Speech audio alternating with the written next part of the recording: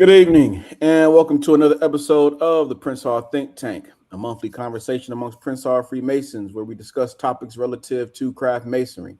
My name is Brother Antonio Caffey, and I'm a proud past master of St. Mark's Lodge number 7, located in Columbus, Ohio, where presently Worshipful Brother Charles Anderson serves as our worshipful master. My lodge was granted a charter in the year of 1852 by the most worshipful Prince Hall Grand Lodge, Ohio, where presently the Honorable Mario D. Powell serves as our most worshipful Grand Master. Before I let the other brothers introduce themselves, as always, I would like to state that the views and opinions that are expressed by us this evening do not reflect the views and opinions of the lodges and Grand Lodges in which we hold membership in. Also, if you have not already done so, please like and subscribe to the YouTube page so that you can stay up to date with the Prince Hall Think Tank. At this time, I'll let the other brothers introduce themselves, starting with Brother Morgan. Good evening, everyone. My name is James R. Morgan III, and I'm a proud past master of Corinthian Lodge number 18 here in our nation's capital, Washington, D.C., which operates under the auspices of the most worshipful Prince Hall Grand Lodge of the District of Columbia, where the Honorable Alvin F. Smith is presiding as our most worshipful Grand Master. And I have the honor and privilege of serving as the newly appointed Worshipful Junior Grand Steward of the jurisdiction of the District of Columbia.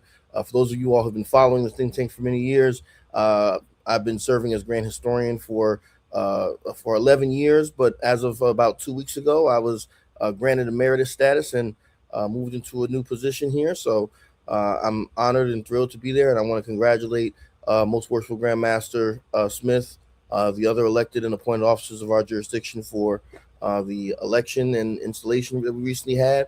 I'm looking forward to working with this new administration. I'm so glad to be back here on the Prince Hall Think Tank. Thank you, Brother Morgan. Brother Jack. Good evening, everyone. Brother Damian Jack, proud past master of Paul Drayton Lodge number 7 here in Charlotte, North Carolina, where worshipful Brother Maurice Williams serves as our worshipful master. Our lodge is a constituent lodge under the auspices of the most worshipful Prince Hall Grand Lodge of North Carolina, where the Honorable James C. Russell serves as our 25th most worshipful Grand Master, and I have the honor and pleasure of being newly appointed as the Worshipful Assistant Grand Lecturer at Large. It is an honor and pleasure to be before you this evening. Hopefully you have had a happy holiday season and looking forward to the show. Thank you for being here. Thank you, good brother. And just so you all know, Brother Gillon can't join us this evening. He sends his regards to Brother Morgan, and he's just elated at how the Knicks have been playing lately. So you need to take the night off, to celebrate. Yeah, that NBA Cup got him on a high right now. Yeah, so we send our good brother. It would be my last episode. The Knicks finally start doing something. Right. Exactly. So, thank you again for joining us tonight. Tonight we're here to thank, appreciate, and give flowers to our very own Brother James Morgan. As we've noted, this is James's final show with us. He's been with the think tank since its inception. He's contributed to the success of our show and has really been pivotal in advancing Masonic education throughout the country. So we just wanted to take this time to really thank that brother, and really just talk about his contributions and get his thoughts on the state of Freemasonry and among some other things. So let's just jump into it. I can remember back when, again, and I think we've told this story a number of times in previous episodes, as far as when we created the think tank and what went into that, and how it morphed into what we have today. But Brother Morgan, when you think back to those early days of the Prince Hall think tank, when I reached out to you, what really motivated you to say yes to being a part of it? Wow, thank you. I think, and I can still remember when you first sent me that message, by the way. I think one of the things that motivated me to say yes was I wanted to do something new and something different as well. And I thank you for having the foresight to get us kind of organized. But one of the things that was always frustrating to me at that time was there were a number of other Masonic education platforms out there, and I probably haven't given enough credit, to a show that I used to listen to quite regularly called the Digital Freemason, by a brother up in Canada, and I used to listen to that show quite a bit even before I joined a lodge myself. Um, and so, we had, the Digital Freemason. You had Masonic Roundtable had just come out around that time. Another of other platforms, but none of them were from an African American or from a PHA, perspective. They would do episodes about Prince Hall Masonry and talk, primarily about the racial segregation, recognition issues, or what have you. But nothing that really dove deep into the history, the philosophy, the historical, differences um, that Prince Hall Masons bring to the table with along with our historical experience as people of African descent, and utilizing the technology that we now today take for granted. We had blue light. For those of us who have been around, I was probably one of the last. I was probably in that last little wave of folks on blue light. For those who remember that on the old Yahoo group days, folks were starting to migrate, to Facebook. I've always been. I was a younger brother and still have been. I mean, I was 20 when I got raised, 25 I had just turned 25 when we started the think tank. So for me, the world of social media and stuff wasn't really a new thing. It's something that I kind of had grown up with. So the idea of doing a show like this was something that was very appealing.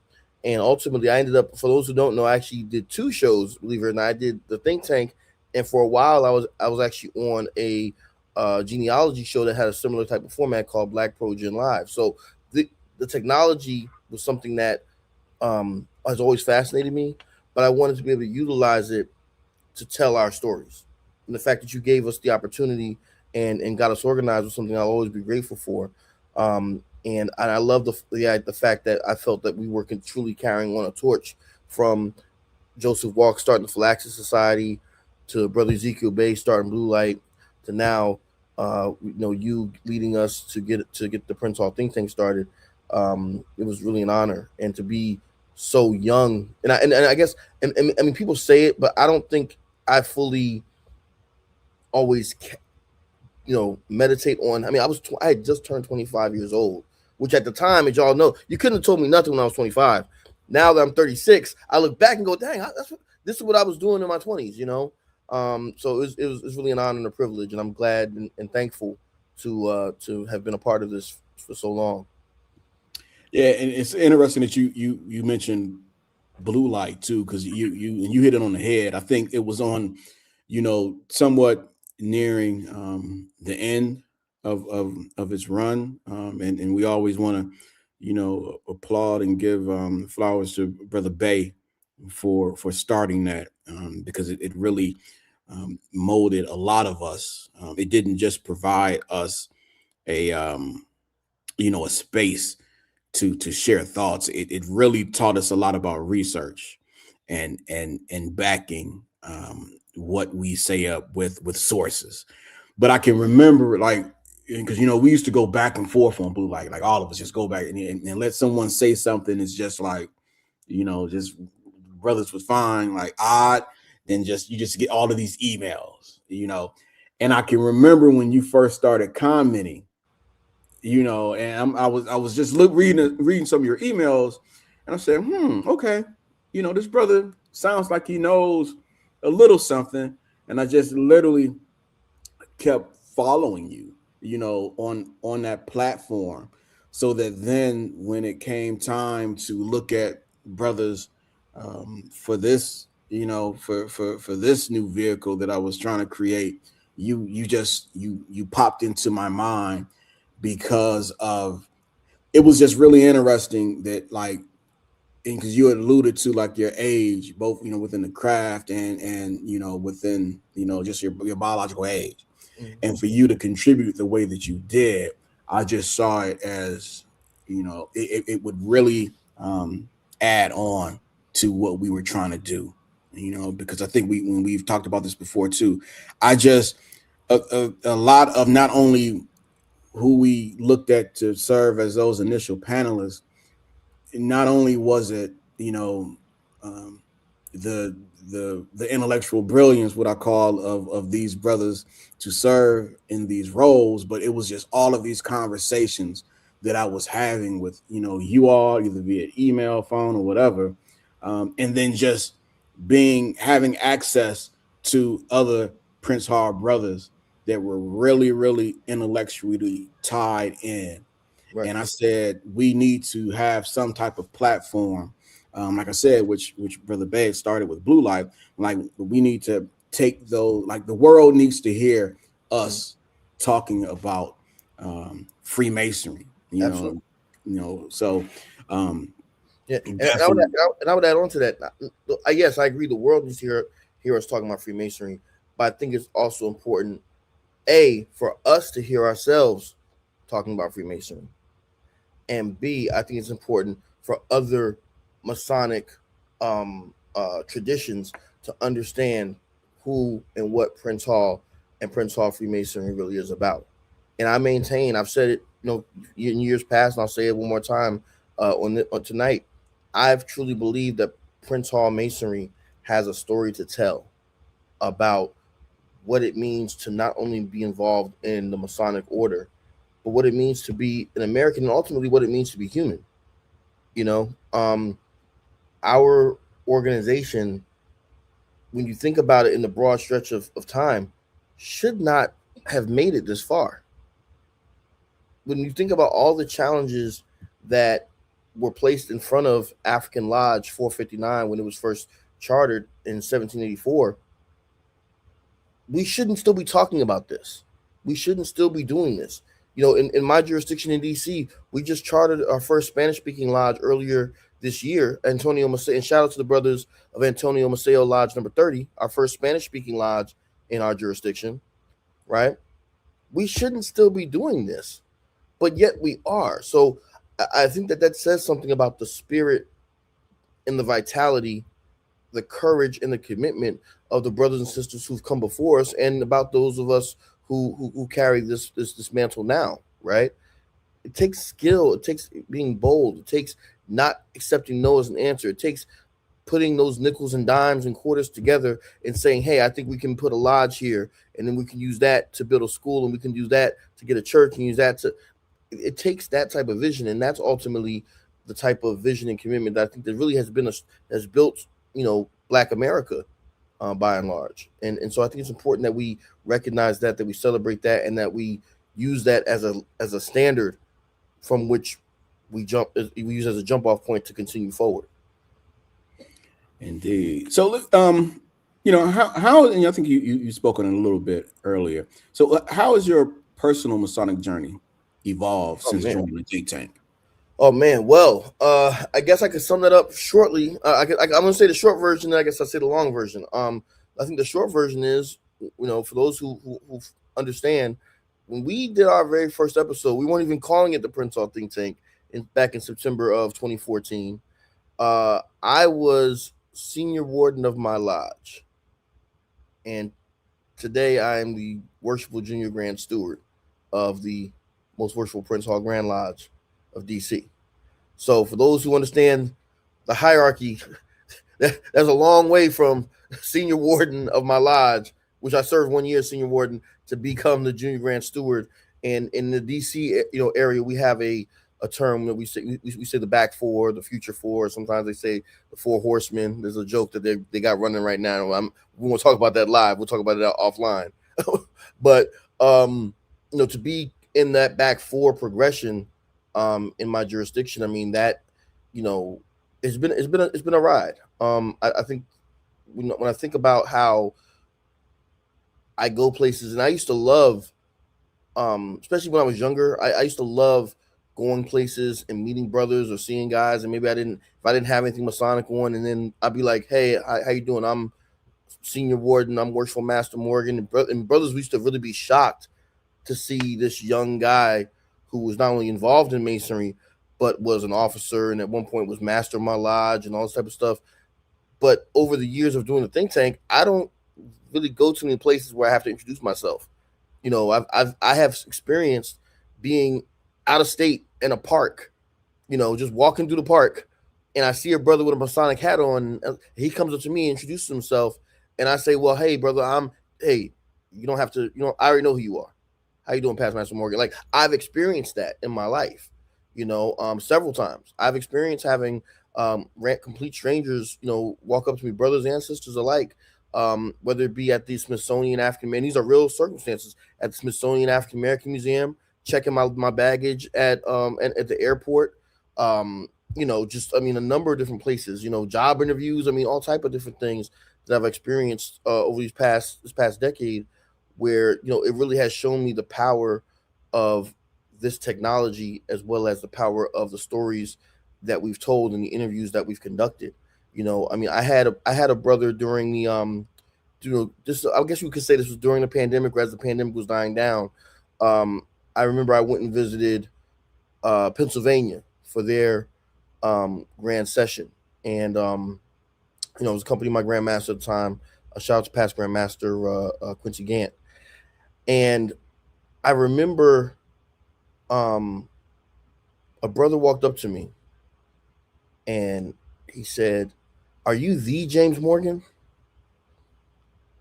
And I was like, "Yeah, I think so." And he's like, "Man, you changed my life." And I'm like, "What did I do?" And he told me that he was thinking about joining Masonry, but he was hesitant about it because he felt intimidated, I guess, because when he thought about Masons and the Masons he saw a lot of older gentlemen. But he was something he was really interested in, and he had even had somebody tell him, "Hey, go join a Greek fraternity first." But that wasn't something he wanted to do. He wanted to join a lodge, and he told me, he said he was felt discouraged, but then he discovered an episode of the Think Tank, and he saw an early episode with my young face on there. And I guess at the time I must have been about 25, 26, and he at the time was like 24, 25. And so he found a kindredness, I guess, through watching me on this platform. And to the point where I still can remember this. He said to me, he was so excited. You would have thought I was Kobe Bryant or Michael Jordan or whoever. He literally says to me, "I know that you started as junior deacon in your lodge, and I was so happy when I got to be junior deacon in my lodge, just like you." Like, that made me feel amazing, because it was like, wow, people are really listening, not only to the platform as a whole, but listening to our individual, stories and our journeys and things. For those who've been paying attention, we've watched your kids, brother Caffey, grow up and whatnot. And shout out to your daughter, my fellow Bison. She's not just a student; she's an alumni in the making. Amen. And to see that, and people have watched, in my case, folks have watched me grow up, not only in Masonry but in life, right? It's really been humbling. It's really been humbling. As a matter of fact, I see. I gotta give a shout. I see the brother I was talking about is in the chat now. Shout out to brother Taekwon Jet Jameson from Sons of Light number 120. That's who I was talking. Who I was telling a story about. He's in the chat right now. To get that kind of love, that kind of respect, that's something that sticks with you. That's something it's something that sticks with you, and it really made me. I think has made me a better man and a better Mason, because I recognize that you never know who's watching. Is essentially what I'm saying. You never know who's watching how you move. So I've tried to conduct myself as a man Mason should. And if I make mistakes, like, charges to me being young and being human, but I try to move as a Mason should move. Indeed. So, looking back on all these episodes, that we've done, what stands out the most to you? Which episode or topic stands out to you, and why? Oh man, there's so many. I think the things that stand out to me is, I'm gonna answer your question directly, then I want to answer the question I want to answer. I think the episodes that stand out to me the most is just thinking about the diversity of the guests that we've had. I don't know, and I'm not trying to knock any other platforms or anybody else things that folks have going on now, but I don't know that there was anybody else who was bringing on the leadership of Prince Hall Masonry before us on an internet platform like this, and also interviewing self-published or published authors, and also bringing on folks who just had interesting topics to talk about, interesting presentations, what have you, um, and giving them some spotlight so that the world could hear what they had to say. I love the fact that we've done that. I love the fact that we highlighted various states across the country. Those were always some of my favorite ones. I think the one of the episodes that will always be one of my favorites is the episode we did. I believe it was the I want to say we called it the Twin Pillars. I think it was about the AME Church and Prince Hall Masonry. And so first of all, go back and watch some of these episodes, right? But for those who haven't seen that one, we found out in the research. So I have a great grandfather, Reverend W.J. Hightower, who was a Prince Hall Mason, who lo and behold got into an argument with Brother Gillarm's the first worshipful master of Brother Gillarm's lodge. So so it seems like we have been connected back through generations. And my granddaddy and his lodge's first worshipful master, they was going at it at a convention. I mean, just finding. I mean, who finds this stuff? The brothers on the Prince Hall think tank. Being able to also, and I got to give a shout out, and I have to give a shout out to the sisters, to Sister Alexis, to Patrice, to Sister Darnisha, also for their service and being willing partners and being able to work with them. I remember I made a comment about how I got to be surrounded by beauty on one episode because there was a lot of ugly on other episodes, and y'all still don't let me live that one down. but I stand on 10 toes though. But but being able to have those type of interactions has been deep. And then also too, I'll say this one as well, is a more recent episode. I know we did an episode a while back actually about the Divine Nine. I had recently become an alpha, and I got a call from one of my past grandmasters because I said something in the episode, which was someone had asked a question about why did I join alpha, and at the age that I did when I was 30, and I mentioned the fact that I felt that in my 20s I had been in a mode of receiving because I was so young, and you get started in your career and just life and things of that nature. But as I have gotten into my 30s, I've tried to be more in a mode of giving or starting to give back more. I was so proud of myself. I donated. I had enough money to donate to some major fundraisers at our temple, and I got a brick in our Grand Lodge and things. That's something I couldn't have done at 25 when I started. And I've tried to transition as I mature because I feel that that's the obligation that I have the older I get and the more wealth I acquire, etc. And one of my past grandmasters actually called me and was like, I listened to that, and and I realized, like, man, you really you getting up there, So just to get that type of feedback and respect and whatnot, I mean that is something that will last me a lifetime, and I'm so thankful to like I said, I if you've been watching the think tank from the start to now, you've basically watched me grow up. And so it's really been a interesting journey. So it's interesting because I mean, and you had alluded to it, in regards to the various brothers that you come in contact with. What would you, if you can just directly talk to brothers, who regularly tune in and engage with the ideas that you've professed over the years of you being on the think tank, what would you directly tell those brothers? I would say apply the ritual to your life and to your practice. As Masons, we are taught to be living and thinking actors in society as well as within the fraternity. So don't be passive. Be active, be engaged in your lodge, in your Grand Lodge, in other Masonic bodies, but also in your communities and your families. I don't sign my name to things. I don't vote for things I don't understand. And brothers in my jurisdiction will tell you, you can when I'm there and when I'm not there if we're having a meeting or something. Because if there's something that Worshipful Morgan doesn't understand or doesn't make quite sense, I'm not scared to stand up and say, hey, can someone please explain this, or that doesn't make sense, or what have you, because I care. it's not that I'm always right. It's not that I need to hear my voice heard. It's because I genuinely care about this organization and its well-being. And my hope is that if you care like I do, that you be actively engaged. And it doesn't mean that you have to be disrespectful. It doesn't mean you have to talk every single time. There's such thing as tact and diplomacy, but at the end of the day, be active, be actively engaged.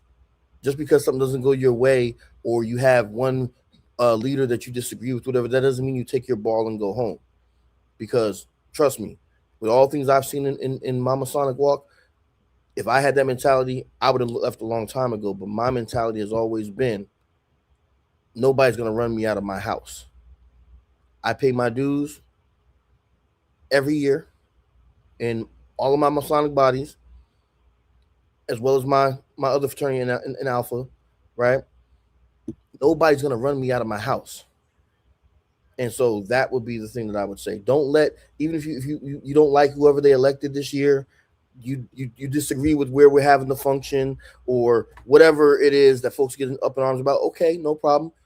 Wipe yourself off and come back harder, come back stronger, come back with a better idea the next time around. You know, but stay engaged, stay active, and recognize that regardless of where you sit in the lodge, the chapter, what have you, you're a leader. You're constantly developing as a leader. And so what do leaders have to do? They have to learn how to first follow so that they can then lead themselves. And I can tell you, as a past master, there's one brother in my lodge who served as one of my line officers. And he did not, I'll be honest with you, he didn't agree with a lot of things that I did. But I told him at the time, I said, listen, you have the right to disagree, but you have to respect the fact that I'm the one in charge right now. When I make a legal decision, that's the decision. I owe you the floor to hear you out, but once the decision's made, the decision's made. And I let him know when he became worshipful master, which he eventually did. I said, you're going to owe me the right to speak my mind. And when I'm done, you get to look at me and say, Past Master Morgan, are you done? All right, moving on. And that's exactly the respect that I gave him and give all my worshipful masters, grand master, who have whatever, because I understand how this is supposed to work. It's not about me. It's about the collective. I had my day as worshipful master. I don't need to run the lodge, and shout out to all my past masters out there. We can advise, right? But I don't need to run the lodge. I want to guide and help direct, and but ultimately, let me speak my mind, say what I know, and then trust in the wisdom of those who we elected and those who are in position. But that doesn't mean I take my ball and go home. All right, and that actually should be a T-shirt. I've had my time in the East. Right. I have an opinion. I may have an opinion on what's going on, but I definitely don't have the power to have the ultimate decision. So yeah. So and you we wind a little bit too. You had spoke on this earlier as well when you're just talking about like the various platforms that exist and what the think tank has brought. How do you think platforms like the Prince Hall think tank can influence how brothers engage with Masonic education at a lodge level? So one of the things I think has been really great and kind of one of the silent victories or unsung victories that we've had on this show is that I know of several instances, and I'm sure you both do as well, where whole lodges have shown episodes of our show for their schools of instruction or what have you, for various topics, and or used it as a discussion prompt or what have you. I think that's amazing. One thing I think we also have to recognize is that we were doing this show initially in a pre-COVID world at a time when, for many folks, utilizing platform. If y'all remember, we started out, I think on was it Meetup on Google, right? I mean, we were on that platform and then it died and we had to find another platform and stuff. And I remember distinctly at one time, if you remember, Brother Caffey, I don't know, Brother Jack, if you were on at the time. If you remember, Brother Caffey, we looked at using Zoom at one time for our platform. And we were like, man, this is so complicated. Now let's find something else. And so we ended up using, for those who don't know, we use StreamYard. But then COVID happened. Now everybody uses Zoom. Right. And so I say that to say, I think it's great that we are utilizing technology to advance Masonic education and to bring it and to really to meet brothers and sisters where they're at. And I hope that it's being utilized to motivate brothers and sisters to get up out of the chair and get to their temple, lodge, what have you, to do some actual work and to do some work in these communities. That's the thing that I hope and pray, because it's needed. I think that when I think about the development of just communities in America, and those y'all know me, I know I'm a historian professionally as well. I think about the development of communities in America. I mean, it's all about communal space, right? That's what the lodge is. It's a communal space. So yeah, I enjoy being here in my home and sitting, especially in the colder months, and sitting behind the camera and stuff. But get up, get out, get active, be seen. To have the sisters walking around and they're all white down the street in the community, to have the brothers suited and booted, that changes communities. To have folks actually doing the work of serving our communities, which I think Prince Hall Masonry has done a dynamic job over the years, right? Of being a community service oriented organization. Um, that's something that literally changes communities and impacts lives. Here in DC, we have had for years we had our Feed the Seniors Day. We have over 600 seniors come out and get fed for the holidays, right? I mean, doing work like that is important. And if watching an episode of the Prince Hall Think Tank has motivated just one brother or sister to get back active, pay their dues, and get back to work, then I would deem my time here a success. And I think that we've gone above and beyond that metric. So when in carrying on that thought, when you look back at your time on the think tank, what do you hope that folks remember the most about your contributions? Oh man, I hope that people remember that I sincerely wanted to do good, and I sincerely wanted to empower the brothers and sisters to engage in this work, not just the work of history, but the work of what it truly means to be a Mason or an Eastern Star after the Prince Hall tradition, right? Um, I hope that they sincerely understand that I wanted to um, educate our membership as well as the public about who and what it is that we are, and who, and what it is that we do, um, and that, even for all my human faults, which there are many, um, that I'm sincere in that yearning, if you will. And I know that, we don't have to dwell on any negativity per se, but there are folks out there who can say, well, this about James Morgan or that about James Morgan or what have you, and that, okay, fine. But I sincerely want to do the right thing, and I wanted my time on this show to empower the brothers and sisters to really, take pride in this organization, to continue to take control of this organization, and to make it something that is not only viable but thriving as we move forward into the 21st century. You know, I want us to not just always look to the leadership of yesteryear, but to be developing the leadership of tomorrow.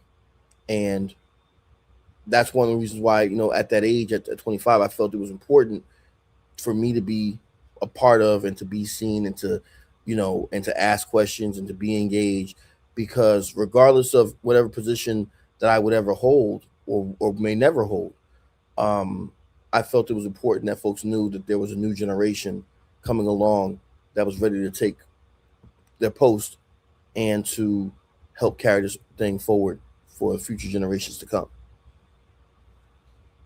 Indeed. Jack?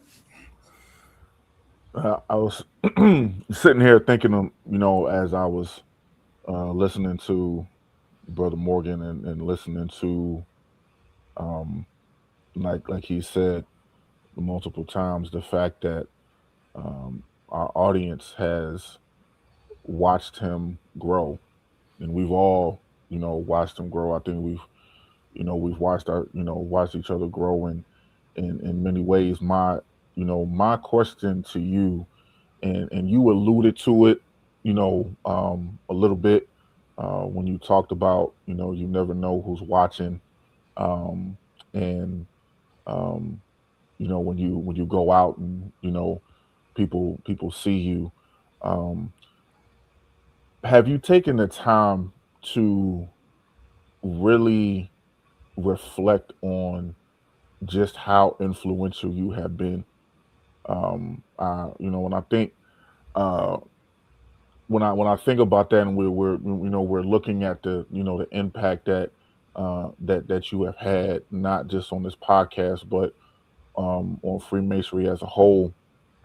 There's a song that says, when I look back over my life and I think things over, Mm. I can truly say that I've been blessed. I've got a testimony. And so when you look back, you know, from where you started to where you are now, and how being on this podcast, and how really help basically originate this podcast and help it grow to where it is now. Do you have you really taken the time to um, understand just how influential you are to masonry as a whole? Man, well, thank you for that question. I honestly wasn't until we were doing this episode, and I'm going to put you on the spot. Um, for those who don't know, who haven't seen it, brother Jack, he created a short TikTok video. I don't know if you published it anywhere or not, but he sent it to me, and See it? it's got some images of us through the years. And he got the song, "It's So Hard to Say Goodbye to Yesterday" playing in the background. And I texted him. I said, "Dag, Damien, I'm not dead." but but I did have to sit back and think about the fact of you know when we started this this platform. um I mean, look, we don't dwell in the negativity, but we had a lot of resistance, and folks who watch the show, sometimes, many times, you all don't really know the background. But there have been some times, particularly when we started, and there were a couple episodes there where some folks may have made some phone calls, and some things may have Mhm. happened that we don't necessarily need to speak on right now.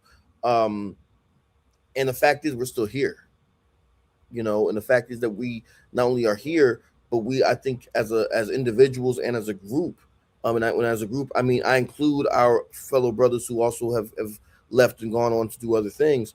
um I think that we've earned the respect of the leadership within not just Prince Hall, but within American Freemasonry, across the country. And so I have had to kind of sit and think about that, and say to myself, when I was, if you'd have told me when I was 21, newly raised, that one day, you know, not the Prince Hall brothers, no shade, but that the Grand Lodge of California would pay for me to fly from the East Coast to the West Coast multiple times to give lectures and to sell my book, and to to address brothers of their lodges, or that I would be traveling to the Grand Lodge of Oklahoma, or all these different places. I've been to Missouri because of the Grand Lodge of Missouri and the Prince Hall Grand Lodge of Missouri. I've been, just all over the place at the request of some of the most highly decorated Masonic brothers in America today, and being able to sit at dinner tables with them, meet their wives or children. In some cases, been in their homes, and to be treated not only as a brother, but as a scholar, as an intellectual, as kind of a thought leader, I guess you'd say, in so many words. It is humbling. It is humbling. Um, and when I think about how you know our show has impacted the lives of so many brothers and sisters, I mean, it's really an awesome thing. and to have been along on this ride really from the very beginning. It's something that I will cherish forever. Even as I'm looking in the comment section now, I'm seeing all these things. And I'm like, wow, like people are asking, like they're like, oh, I met Brother Morgan here, I met you there, and I tend to remember most of these things. So so it really is impactful and meaningful. I've gotten a couple of honorary memberships in lodges, um, in part due to our work here. And that's not something I take lightly either. I'm just Debbie and James's son from New Jersey, but I'm an honorary member of a lodge in Missouri. You know, I'm a pretty good storyteller, but I couldn't make that stuff up if I tried. It's hard to um it's hard to put 11 years of work into you know even just one episode, into one one sentence, or one word. But look at these when you look at these last 11 years, um, that you have, and how you have affected, um, the lives of many. When you look at 11 years of growth, um, when you look at your growth, if you try to sum up your growth, into one word, what would that word be for you? Mm, you'll like this one, Brother Jack. Transcendence. Yes, sir. See, I've grown to know when these two brothers say some stuff like that, I already know what it's the thing that you all got is working or whatever. So I figured that. Look, Brother Cavi. Look, it's still December, brother. It's still December, all right?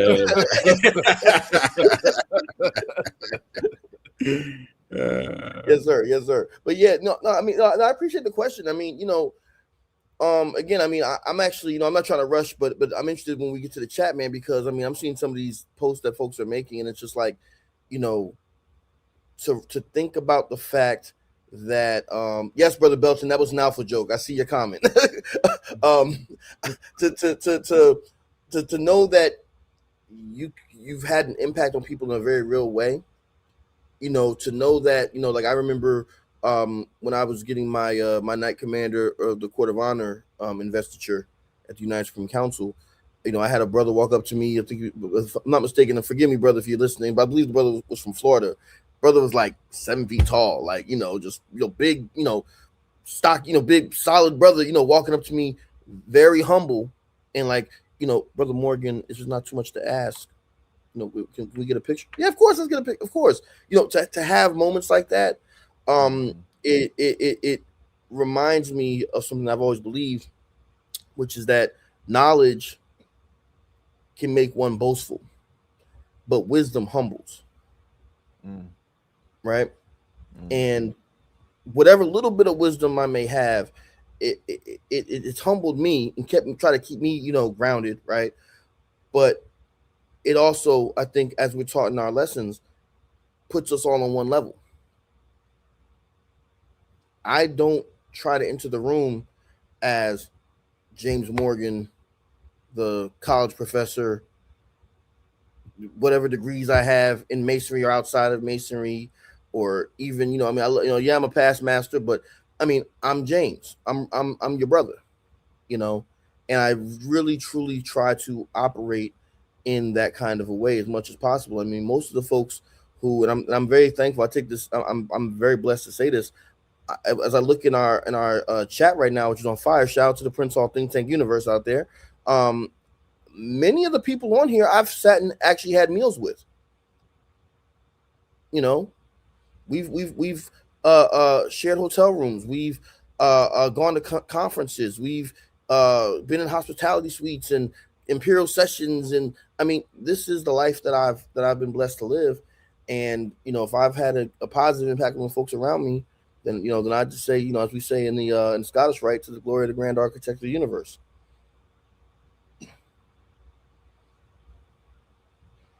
Absolutely. So before we do read some of those comments, James, what I mean, you've done a lot here, but as you step away from the think tank, what work or focus are you most excited to pursue next? Like what's next on the docket for James Morgan? In the immediate future, it is um, finishing his dissertation.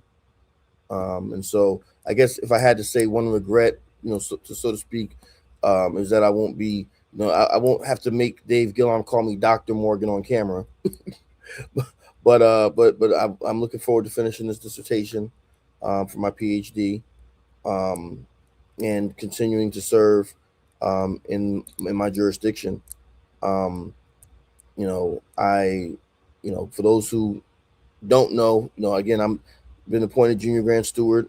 That's considered the back four in my grand lodge, and then you have the front four, which is junior grand warden, senior grand warden, deputy grand master, most worshipful grand master. So, that's the tradition. There's no guarantees or anything, but whatever happens with me in that regard, I'm just looking forward to doing good work, and being the best that I can be. I would also say this as well. I would, for those who don't know, I'm not married. I don't have children. I would like to, to settle down with a nice young lady, 5'5", and and wants to travel, and and sing the songs I like to sing and all that good stuff. And I wouldn't mind having some little Morgans running around. So hopefully in this next phase of life, I'll be able to accomplish that goal as well.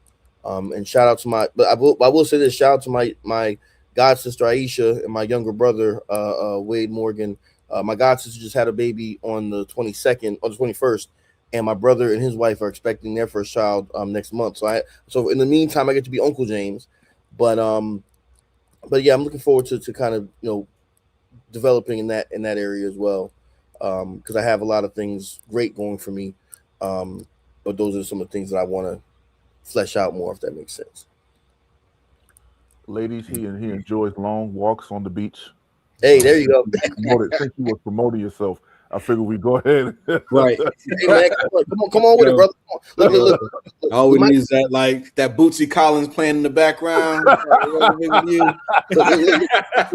I might have to develop a Prince Hall think tank dating that man. There you go. That's the next phase. Swipe right if he's a past master. Swipe left. Yeah. Oh my God! If you subscribe now. Maybe he'll be a grand officer. Right. This could be you, ladies. Right. Let's read some of the comments if you don't mind, James. Okay, no problem. Last time, bringing the comments up for us. No problem. So, I'm just gonna go through these. Let's see here. We got from Jari Honore. He says it's gonna be kind of weird reading these, but I got it. Thank you to James Morgan for serving the think tank with distinction from its inception. I look forward to many more years of scholarship from you and all your future endeavors. Thank you to my good friend Jari Honore, brother Honore. He's not actually a Mason, but he is involved in the Knights of Peter Claver. He and I actually started a group on Facebook. Shout out to Our Sacred Orders. I think both of you brothers are on there as well. We don't talk just about Masonry, but other Black fraternal organizations. And Jari is very involved with the Knights of St. Peter Claver down there in his native New Orleans, Louisiana. So I had the pleasure. Matter of fact, I'm going to share a quick memory with Jari. He came up here because I believe it was an Elks convention, if I'm not mistaken, because he's also an Elk. And I gave him a tour of the Prince Hall Grand Lodge of DC, and then we drove to Baltimore and we visited the most worshipful Prince Hall Grand Lodge of Maryland.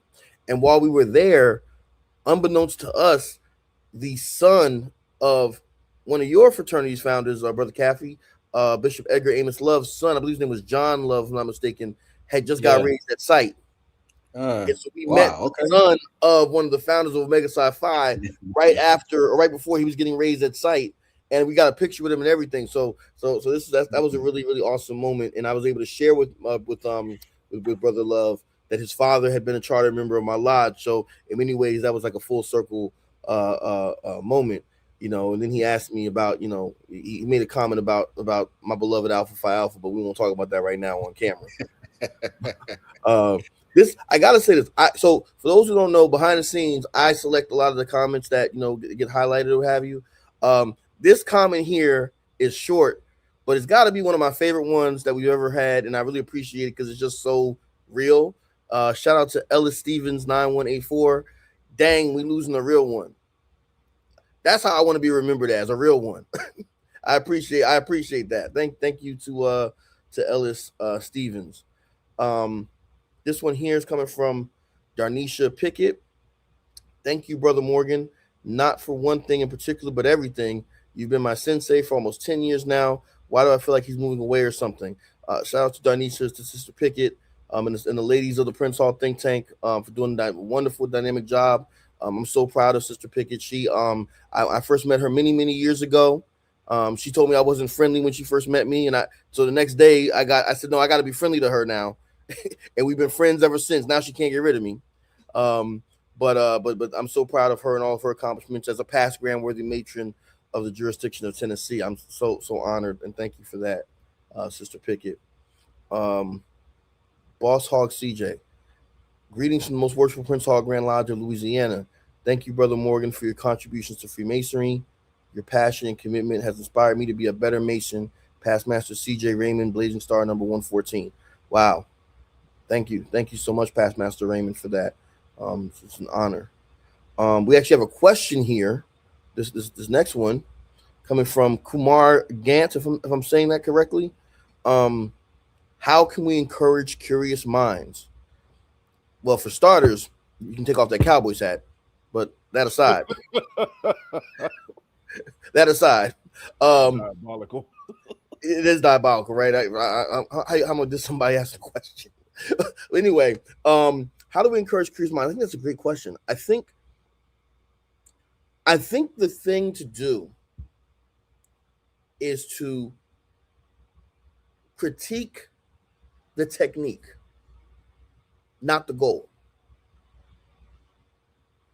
I think we spend a lot of times telling young people, you can't do that, you shouldn't do that, that's not important, don't worry about that, sit down and be quiet. I know that because I experienced it. My approach that I tried to employ as I matured in Freemasonry and in life has never been to tell them, don't do that, you can't do that, you shouldn't do that.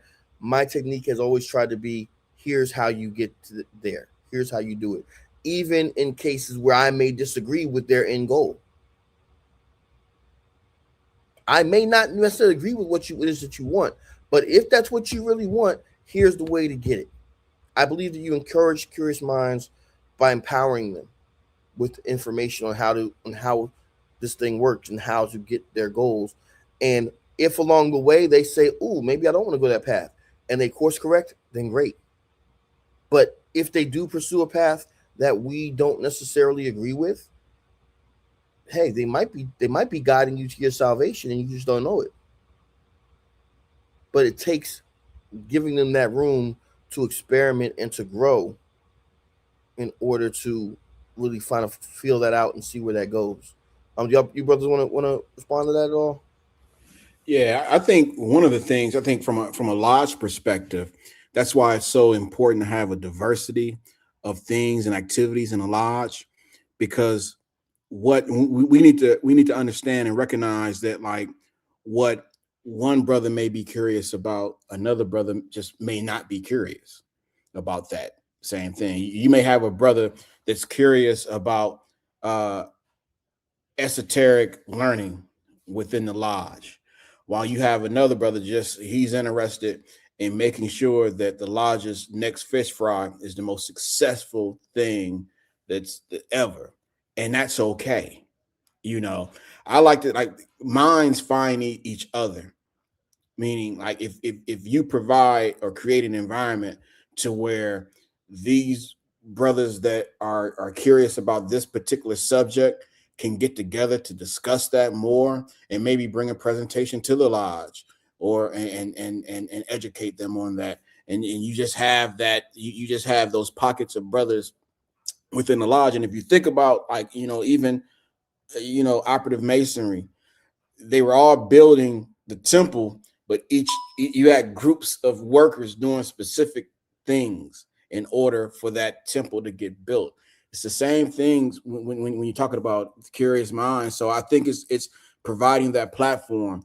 When we used to, I remember, and to this day, I still believe this, that like we used to have like just like I used to conduct monthly just Masonic education sessions for our lodge, and I didn't care if it was two brothers or I got 25 or 30 out.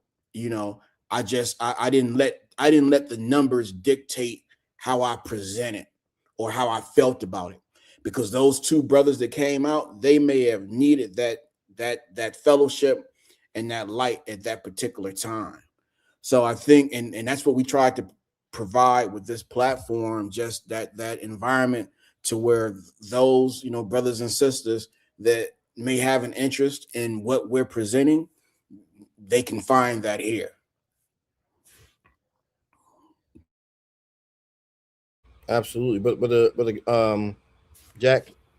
I don't think any more needs to be said on that. I think Brother Caffrey hit the nail on the head with that. So I completely concur with everything he said. Got it. So take off the Cowboys hat, critique the technique. That Don't worry too. about Yeah, numbers. yeah, that too. Got you.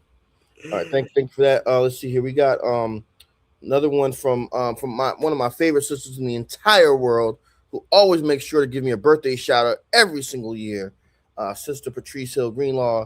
She says, Brother Morgan, you've been a joy and to work with and to learn from.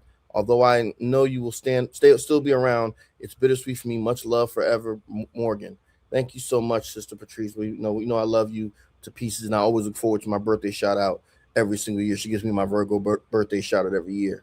Um, I just wanted to again to highlight just real quickly, Brother Taquan, Jet Jameson, Sons of Light Lodge number 20. He's the one, and that has to be one of the biggest compliments I think I've ever got in my life. Was Brother Jameson was the one that came and asked me was I the real James Morgan, and and told me, and he knew Mama. I mean, hey, Brother Jack, you'd have thought he was trying to pledge my chapter or something. The way he knew some of this stuff about me, man, and I always held that close to my heart. The fact that the brother actually have followed my career and now is going on to do great and wonderful things in the jurisdiction of Pennsylvania. So I shout out to Brother Jet Jameson. Um, got That's what another happens comment. when you touch live, sir. Hey man, look all I can say is I had good teachers.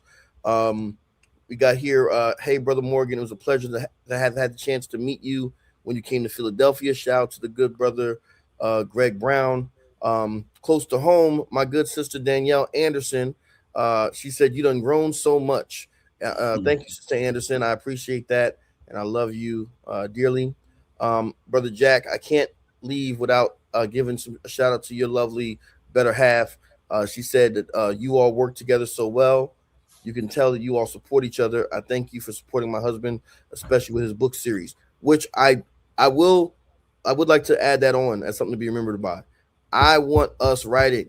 I want us publishing, but I also want us buying and supporting our writers and our scholars and folks who, even if you're not doing history, I want folks writing. And so I make it a point. Matter of fact, Brother Jack, I need to make sure I get the latest book. Shout out to the Teachable Moment series. Brother Jack has been doing that work for 10 years. So if I'm Dr. Dre, he's 50. I'm not going to give you a book every year, but when I drop, it's going to feed the streets.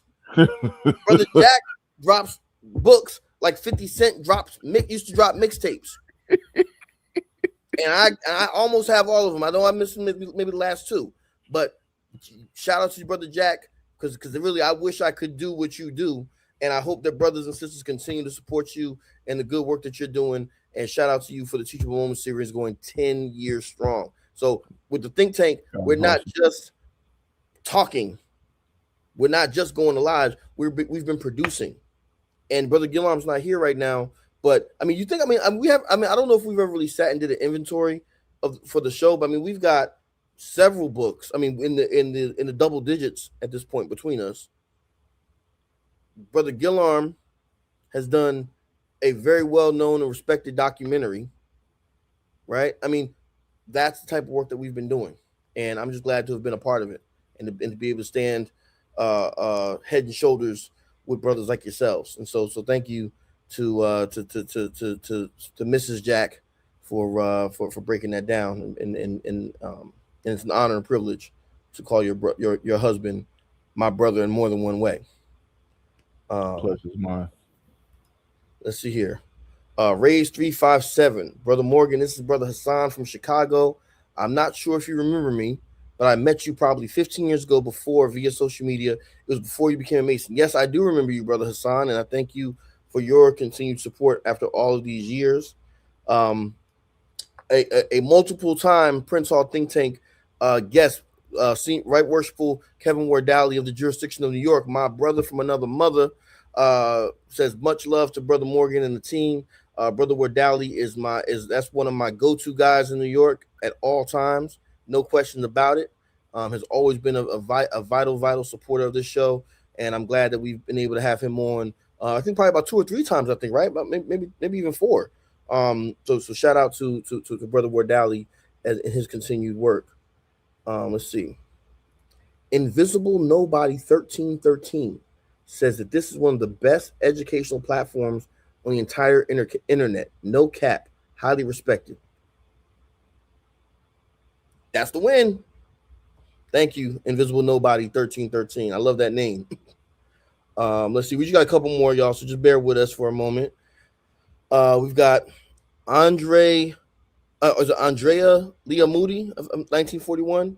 When I met Brother Morgan recently at DC's Grand Session, he was the most, all capital letters, humble person ever. I do remember. I think if I'm not mistaken, I do remember this. I do remember meeting the sister, and I thank you so much for that. It was an honor and a pleasure. And again, let me. I'm sorry, y'all. Y'all highlight me tonight, so I feel like I'm talking a lot. But go ahead, brother. I can tell you, not everybody, because most brothers and sisters I've met in my Masonic journey have been nothing but wonderful, family, friendly, etc. But I'll say this: I can remember a time when I was not a Grand Lodge, before I was a Grand Lodge officer, and I was visiting another jurisdiction's Grand Session. And if you know me, you know I'm Mr. Friendly to everybody. I just met you. I act like I know you for 10 years. That's just how I am. And I was at one of the vendor stations, and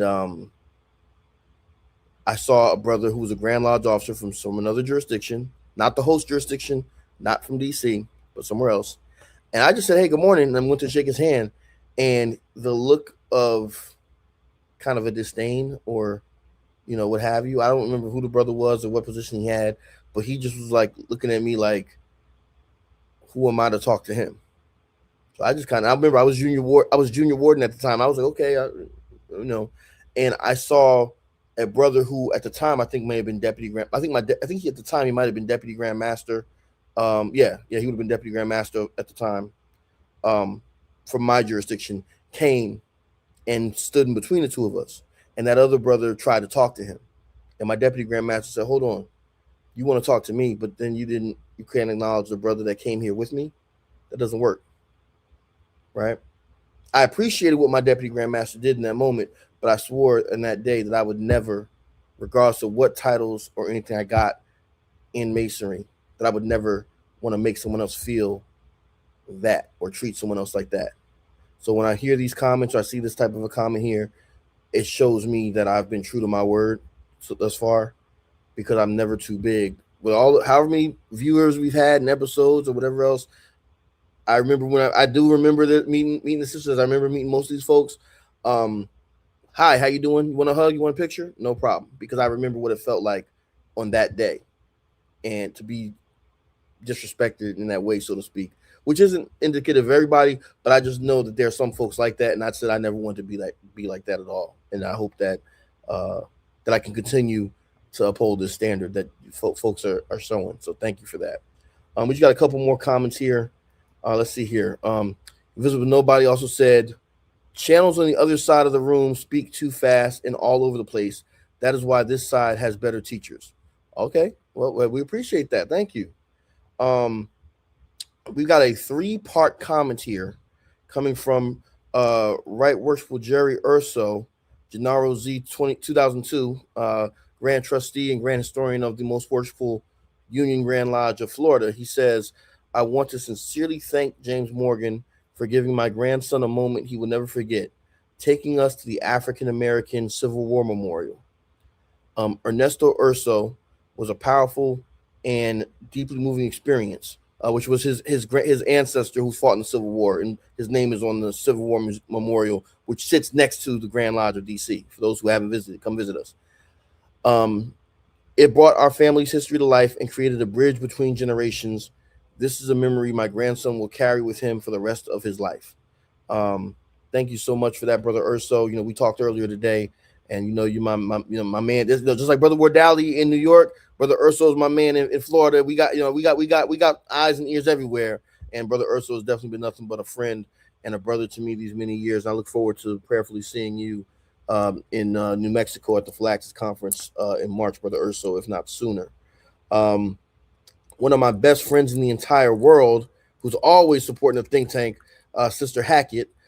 She says that I first met James at a conference hosted by the Grand Lodge of California. It was a great time, and since then, I've attended every conference hosted by their Grand Lodge. Thank you to Sister Christine Hackett. I'm gonna say something that I'm gonna try to edit myself, but I'm gonna tell y'all something that the Sister Hackett said real quick from that day.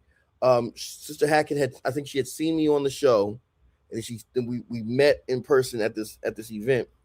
And the thing is, it was an event hosted by the Grand Lodge of California, not Prince Hall Grand Lodge, other Grand Lodge, and so we did like the scholarly academic thing there, and then afterwards everything was over, and myself, Sister Hackett, there was a good brother Jamal Brown, his son. They were like, "Hey, what do you want to do?" And I'm like, "Look, this is like my first time getting to hang out in Southern California. I want to go to Roscoe's." And I just remember Sister Hackett. She told me later that she confided. She said to Brother Gillarm, she was like, "Yeah, James got a little bit of a ghetto hood side to him. He wanted to go to Roscoe's." And so yes, for my California folks, I know about the Roscoe's. The Roscoe's don't go past over there on Pico and all of that. I know about that. and that was something I will always cherish, being able to go to Roscoe's after living. That's what it means to be James Morgan. You're doing the Masonic intellectual thing, and then next thing you know, I'm at Roscoe's. That's James Morgan in a nutshell, right? We got we got just 2 more quick comments, and I'll turn it back over. We've got BL Belton says, as a young worshipful master myself, 36 years old, shout out to 1989 babies.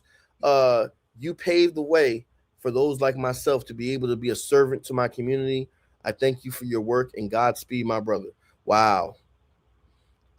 Thank you, worshipful master, for those kind words. I greatly appreciate that. Yes, And then sir. we've got That's a good brother. That's a good brother right there out of the jurisdiction of South Carolina, Brandon Belton. I call him amen. nephew. That's a good brother right Amen, and I share to that, and I hope I hope that we can link up prayerfully before your time in the East is over. I really receive and appreciate those comments, and then the last comment I have here for the night is from Brother Tariq, and then I think this is kind of appropriate, kind of full circle. He says, "I remember Brother Morgan from his pre-Freemasonry days when I used to volunteer for a mentoring program in Newark, New Jersey, STEP, which was a rites of passage program that I was involved in. For those who don't know, STEP stands for Striving Together Equals Progress." And Brother Tariq also says he went to Essex County College, ECC, with my wonderful mother, Deborah. And I think I think for me, that's a good way to kind of end this segment. Um, I'll always, just like you all, I'll always be my mother's son, right? Um, I think we're formed by our environments and by our experiences, right? STEP was pivotal in my growth as a young man and as a teenager. And when I left New Jersey, over time I began looking for something similar to that kind of rites of passage, brotherhood experience, and that ultimately led me to Freemasonry, and then later on to Alpha Phi Alpha. I study fraternal organizations. That process of going from a youth to an adult, from an intern apprentice to a master mason, what have you. That transformative process is something that not only that I participate in, but something I enjoy studying on an academic, intellectual level. Right. Um, my my master's thesis, as well as my doctoral dissertation, is about Prince Hall Freemasonry. And so that seed for me, in part, was planted, you know, way back in those days in Newark, New Jersey. Although I didn't know it at the time, um, and I've strived to uphold those principles and to be a man in the likeness of Joseph Walks, Charles H. Wesley, Martin Delaney, Prince Hall. Right? I've strived to be um, a servant leader, of after their tradition, in so many words. um and so I really appreciate the fact that somebody who's known me that long, going back that far. Look, if you know about my mother back in Essex County College, that means you know me, because you're talking about, I mean, you're going back before I was even a teenager. um I really appreciate that, and I thank you for your support, brother Tariq, and thank everybody as well for the wonderful support and love tonight. All right. So we have one more question, and that we want to that I see that I'd like to address right quick, and we'll call this like a mini episode. It's the last question or last like mini episode that we'll do with James on the show, because there were several comments that please forgive me if I'm mispronouncing this, my brother Johans Johnson posted in the group where he says, Brother Johnson, he's from the Most Virtual Union, Prince Hall Grand Lodge of Florida. He says, even though there is so much evidence that Freemasonry is the father of all fraternities, many Black Greek letter organization members choose to debate the facts. Y'all thoughts? And I just wanted to address this right quick because, as was stated earlier, we are all, besides being members of uh, Prince Hall Freemasonry, we are all members of the Divine Nine fraternities as well. So I'll just open that up right quick to have a little, and we've actually done an episode on this some time back. So as Brother Morgan pointed out, one of the things that we'll jump into the question. One of the things that we wanted to do with the think tank too is just have all of this curated information or a database that folks can go back and look at. So, if for all of those that may be new to the Prince Hall think tank and watching us each month, it's great. Please continue to do that. Also like and subscribe. But if also go back and find those old episodes where we've touched on some topics similar to what was asked here. But I'll open it up to the brothers to address that before I share my thoughts on it. What are your thoughts around that? In the spirit of, as we would call it, deference, I'm going to defer to my older brother in Alpha, and in Masonry, as a matter of fact. I'm going to defer to Brother Jack first. Hmm. All right. So first things first, and if we're with the respect that many have given us for the work that we put in on this platform, I think we have earned the right to not only to be truthful but be real. So let's be real for a moment. Many people would not know the term "father of all" had they not seen it on a T-shirt, um, because that term did not exist until it was put on a T-shirt, right? Um, and in the manner of which that T-shirt was made, um, it was made in distaste. So what many brothers who and sisters for that fact who are not members of the D9, what they have, what hopefully you understand the disdain that comes from it is the fact that when you see that term, um, you see it in a manner in which it is used to place disrespect on historically Black Greek letter organizations. You see it when it's put on T-shirts.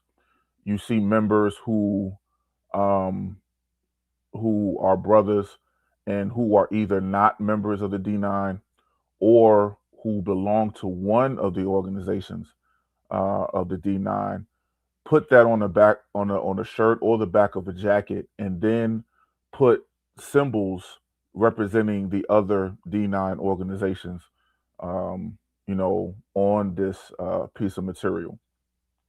This is the part where it becomes disrespectful, right? Um, Two things that I will say. Number one, the same respect that you would want as a member of the Masonic Order is the same respect that should be given to historically Black Greek letter organizations. And part of one of the main reasons, if not the main reason, that respect should be given, is because that when you look at the D9, you have at least one or more founders who were Prince Hall Masons, right? So when you put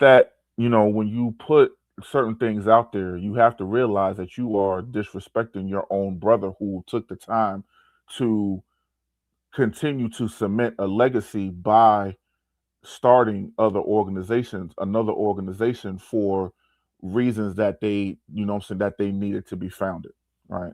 So this is where you have the issue with the term father of all.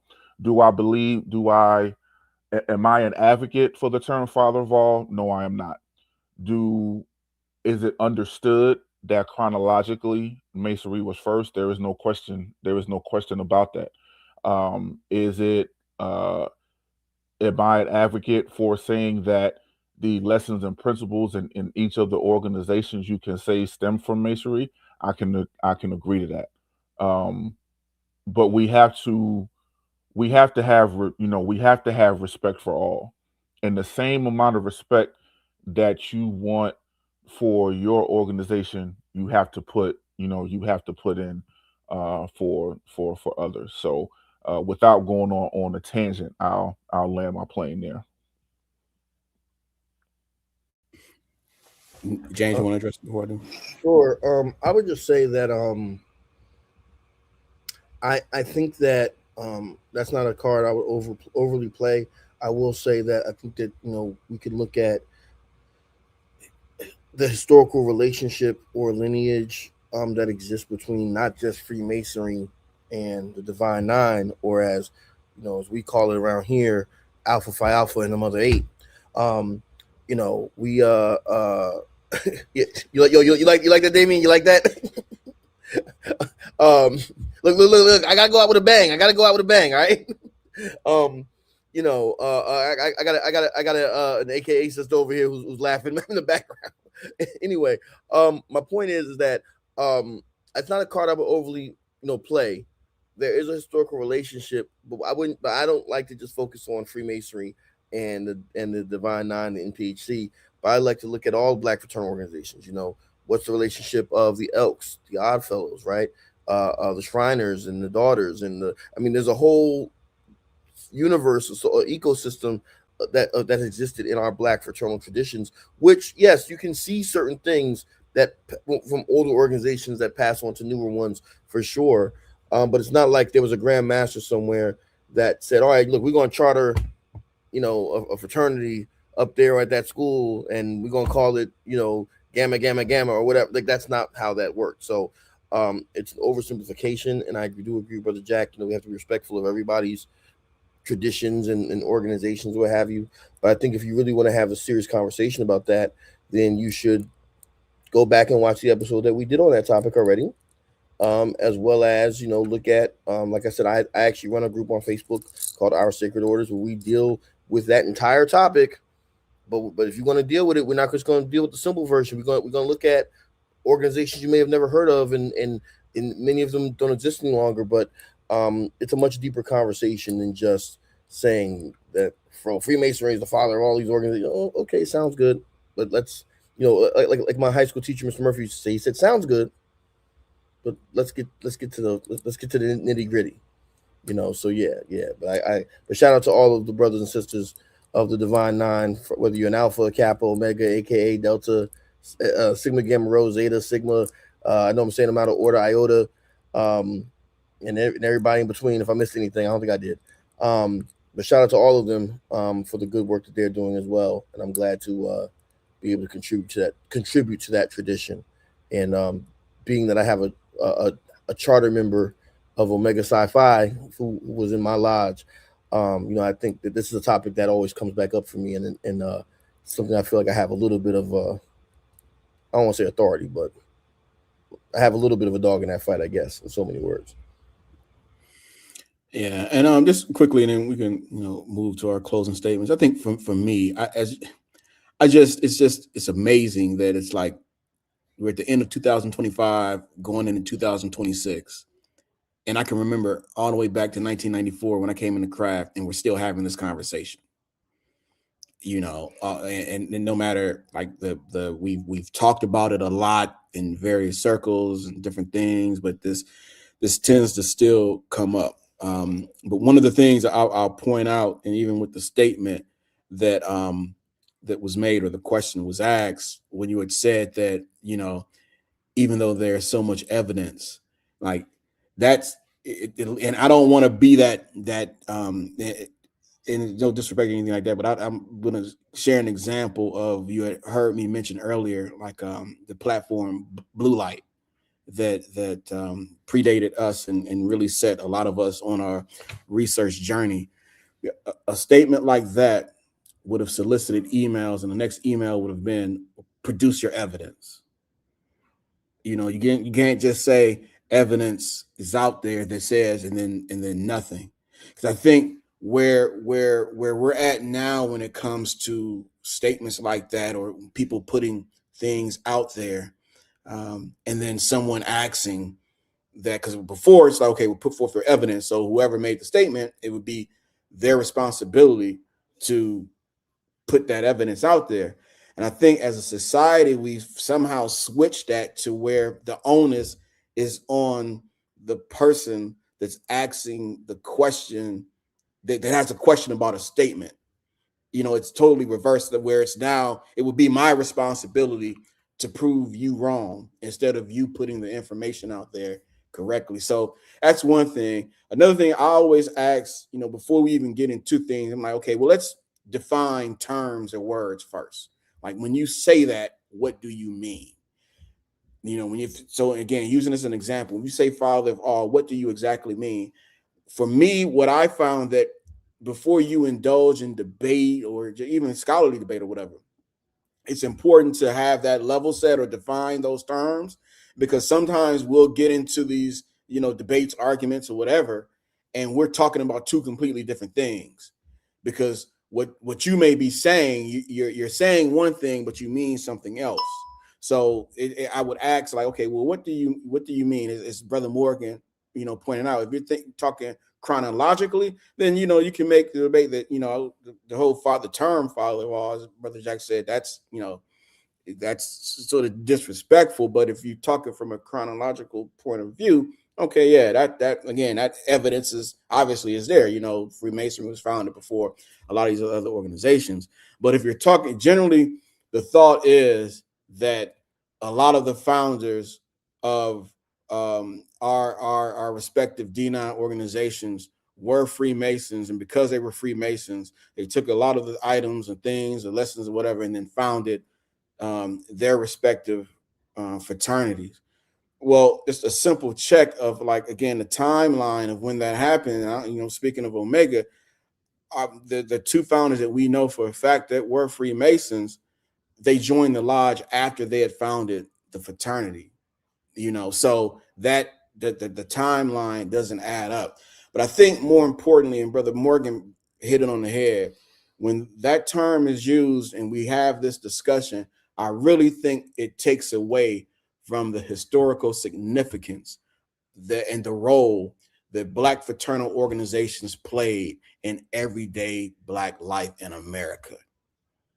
I just think we get away from it, and that needs to be the focus. How these organizations carried us through various points of history, and played a pivotal role in our community. So it doesn't matter, who started first, and like what significant role and impact that this particular organization or these particular organizations have within Black life in America. So again, you can have a surface level conversation about certain things, but as you start digging a little deeper, which we like to do here at the think tank, you tend to come up with different type of answers to some of these questions. So like I said, the brothers and I saw this in the chat, and we wanted to address it to as we close out this show. But again, we've done a show on this before.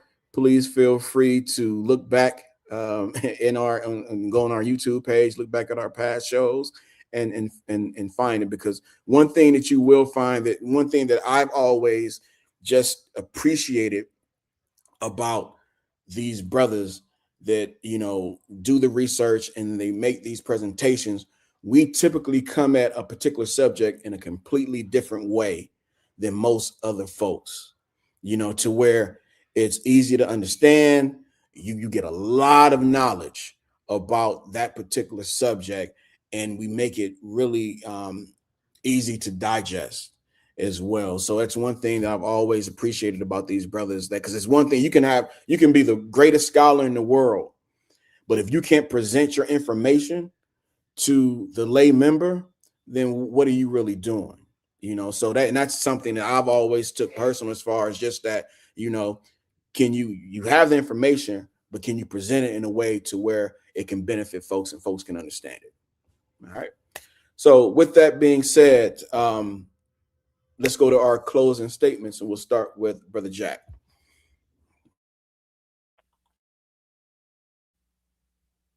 As always, as we get ready to close, I thank you to the audience for the greatest gift that you could ever give, which is your time. For that is something you cannot give back. I have said many times to those who to I hold dear, that one of, if not the greatest aspect of a friendship, is when you've known a person to the point where you don't remember how uh, how you first met, what that interaction was like, because that shows not only how long you've been with them, but you can't imagine uh, what your life would be without them.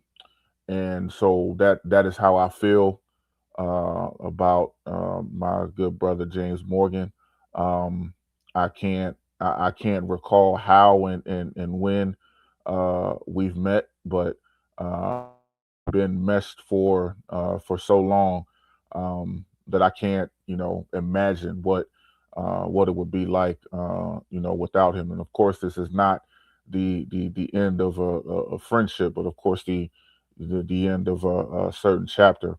I'll tell you a quick story about James. So in 2018, it was in, I want to say it was November of 2018. I get invited by most worshipful Michael Wiggins, who at the time was the worshipful master of the Lodge of Research and Education in New Jersey. So I get invited to come up and give a presentation, and James was coming right behind me. So I think they met quarterly. So it was a good time, one of the best experiences I had, and this was on a Thursday. So Friday morning, I'm on the road. I'm not even I'm not even far down 78 yet, and I get a call from James, and he said, "Hey man, what what did you do?" I'm like, "What you mean?" He was like, "Man, I'm getting phone calls already talking about, hey man, Jack done tore the house down. You up next. What you gonna do?" I said, "What house I gotta go to?" So I'm listening to this as I'm leaving Jersey, going going back home. He's like, and that's my home. Like, you done went to my home and then wrecked my home before I could get up there. So, this is the kind of relationship James and I have had for years. So, as much as you say that it's an honor for uh, me to be a part of your life, I want to tell you that it has been an extreme honor for you to continue to be a part of mine. Thank you for everything that you have done. I tell you and Dave and Kev all the time. I can't stand y'all because y'all turned me from a ritualist into a historian, and it gets on my nerves. But that's what I am now. So just thank you for the impact that you have on my life, and I wish you nothing but the best as you move onward and upward. As we say in Alpha, college days swiftly pass, and just look how 11 years has swiftly passed for you. So definitely wish you nothing but the best. To the audience. We have made it through 2025. For some of us, it has been a rough year, but we have made it. Looking forward to what 2026 brings to you. So I say to you early, happy New Year to you. I pray that whatever goals that you have set to accomplish in 2026, that you reach them to the highest of heights. Thank you for continuing to ride with us, and we'll see you in the new year. God bless. Indeed. Brother Morgan, final thoughts, good brother. Man, wow, y'all not gonna. I told y'all gonna y'all gonna get me tearing up over here, man. But y'all got me. You get me tonight, um, brother Jack. When we close the episodes, brother Jack always talks about um, thank you for uh, lending us, your most precious resource, which is your time, which is largely true. Um, I have to say, not only thank you all for the time, but particularly to brother Caffey. Um, as we I think we mentioned earlier, brother Caffey, brother Caffey is a wonderful father, and his daughter is currently matriculating through my alma mater, Howard University. Love the shirt, by the way, brother Caffey. Um, and the fact that uh, brother Caffey and his wife have entrusted me with their child, a young lady, but it's their child nonetheless, their daughter, um, and her safety, and the fact that all Kendall knows is she knows how to call Uncle James, and Uncle James can I volunteered, I signed up for this, but I have bought so many pickups from Target. 'Cause I live across the street from a Target, y'all. So when she found that out, it was Uncle James. Can you pick up this from Target? And I got this prescription, and I got these shoes, and I need this outfit for homecoming, and I've been running back and forth between Target and Howard University so many times. But I'm honored to be able to do it, and I think that is the behind the scenes aspect. That's the friendship, the brotherhood, the bond that we all have developed. Um, the fact that when I went to Atlanta, believe it or not, this year was the first time I got to really go to Atlanta and hang out. Brother Gillarm picked me up and drove me around everything I wanted to see in Atlanta. He took me there, met some of my family, and my godfather, who I was staying with, wouldn't let Dave leave unless Dave came in and had a drink and a little bite to eat. I mean, this is the type of relationship that we all have built, and I think we will continue to build going forward. And as many of the comments have said, I am truly humbled and appreciative that for the past 11 years I've been able to work with you all, sometimes to fight and debate with you all, um, and that we've been able to stand together as brothers through a lot of storms, both personal and fraternal. As I said, you all who are on this, who've been with us for this whole ride, y'all have seen me um, through my ups and downs of just living life. When we started this show, um, I was coming off of it. I'm going to be honest. I was coming off of a very rough, and I was still kind of dealing with a very rough time in my life because my mother dealt with an illness, which ultimately took her ability to walk. And so, and at that same time that we were starting this show, and I haven't spoken about this on the show, I had to go from, I'm literally going from being a fresh college graduate, getting ready to be worship master of my lodge, to now also being a caretaker from a distance for my mother, which is something that I still have to deal with and still struggle with. Um, I've got jobs, I've lost jobs, I've uh, met folks and fell out with folks and things of that nature. And even when I decided to kind of make a career shift and go to graduate school and ultimately to become an educator professionally, um, brothers and sisters have been right there with me through it all. And that is something that I will never forget. And so I can honestly tell you all, or I'll give you all, I guess, a sneak preview that when my dissertation is done, it will be in part dedicated to my brothers here on the Prince Hall think tank. Not and to brother Caffey, to brother Jack, to brother Gillarm, to brothers Preston Collins, brother Ken Collins, brother Curtis Black in their absence, and of course to you all here on the Prince Hall think tank universe, because the things that I've been able to do, the awards I've been able to get, speaking engagements, all type of things. I've been able to see. I've visited roughly half of the states. I think exactly 25 states, thanks to Freemasonry and to my walk with the Prince Hall think tank. Um, it's truly been an honor, a privilege. I'm truly humbled, and I'm just thankful. And so, as I get ready to blast off into whatever part of the universe that life is going to take me, I look forward to seeing each and every one of you all along the way. Uh, Morgan out. Thanks, brothers. As it, James hit on the head too, and I think we've mentioned this before. As he said, my daughter currently goes to Howard, and like he said, I can testify. You know, Uncle James, Uncle James, can you do this? Uncle James, can you do that?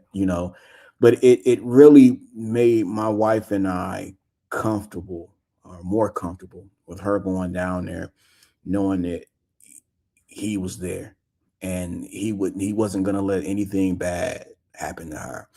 And I think that's the power of Freemasonry, of bringing brothers together, and ultimately, being there for not only for each other, but extending that out to family members as well. So I always want to thank the good brother for looking out for my baby girl, as she lives her best life in the great District of Columbia. So, as we close tonight's show, we want to again extend our sincere gratitude to our good brother Oh, James. oh, brother Cap. Sorry, brother Cap. I gotta say one thing about that real quick. I'm sorry.